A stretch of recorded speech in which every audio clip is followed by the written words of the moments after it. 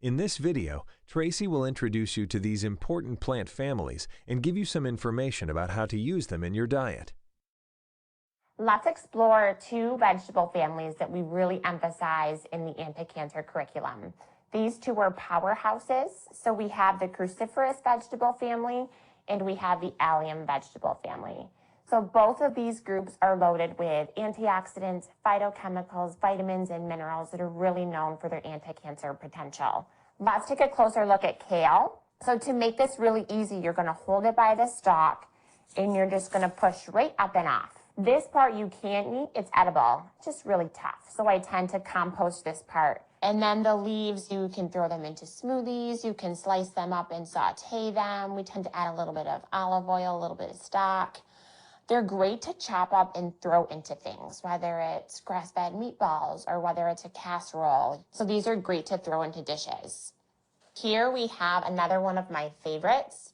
These are Brussels sprouts. These are the greens of Brussels sprouts, actually. You can roast them on parchment paper with a little bit of olive oil and sea salt and make kind of like chips. If you're going to use the whole Brussels sprout, the smaller these guys are, the sweeter they're going to be. So that's great if you haven't had them before. I tend to cut off the bottom and cut them in half. And again, on some parchment paper, a little bit of good olive oil, a little bit of sea salt, and to roast them. This little guy is baby bok choy. You can take it right off. This one's easy, but it's great to slice up and to throw these into a stir fry, lightly steam them. This group in particular, you don't want to overcook. So if you are going to steam them, you want to lightly steam them. If you steam them for more than 10 minutes, you can lose a significant portion of the vitamins, minerals, antioxidants in there. I say if you can try to have some raw, sometimes roast them, try to have them in different ways. Next, we have turnips. So this is a black turnip, which is really fun. If you slice it nice and thin, either one of these, this is a white turnip, you can put these sliced really thin on top of salads.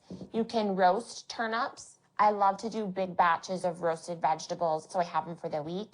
So turnips mixed in with some peppers and some sweet potatoes. You can mash turnips, so like if you did kind of mashed cauliflower, mashed turnip, mashed rutabaga. There's a lot of different ways you can utilize those.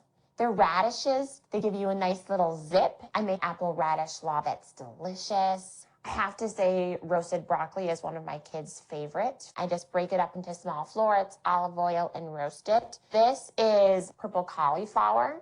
So there's purple cauliflower, there's more of an orangey varieties, there's the typical white variety. You can do a lot of different things with these. Even broccoli or the cauliflower in your food processor, pulse it up. You can even substitute it instead of a rice. This guy we have back here is cabbage. You can do a lot of different things with cabbage. You can even make it into more of a sauerkraut. So it's fermented, which is even better for your gut. This is kohlrabi.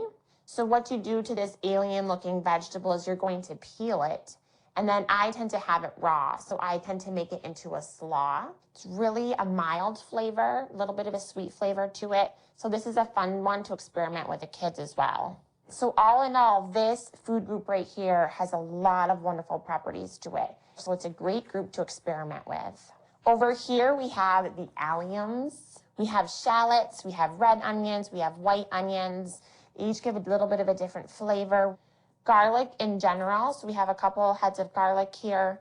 The thing to kind of remember about the garlic and onion family is if you can chop them, let them sit for a little bit while you're prepping the other things for your meal. Some of the active compounds are more available when they sit for a little bit, and the beneficial properties are even more so available.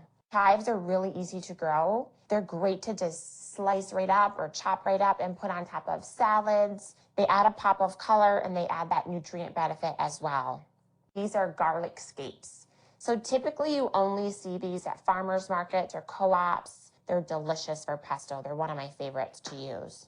Last but not least, we have the leek, which you tend to see more fall. These guys, we tend to use different varieties depending on what's in season, but they bring out the flavor of your dishes and they are phenomenal in terms of an anti-cancer benefit. So have fun with these, everyone. I know some of these look new and different. It's really fun to play in your kitchen. You may try a recipe that you say, it was okay, but that wasn't my favorite. but don't hesitate to go and find a new recipe, and maybe you'll love that one. So experiment with these, explore the farmers markets and your local co-ops because they're really delicious when you prepare them really well. So have fun with it.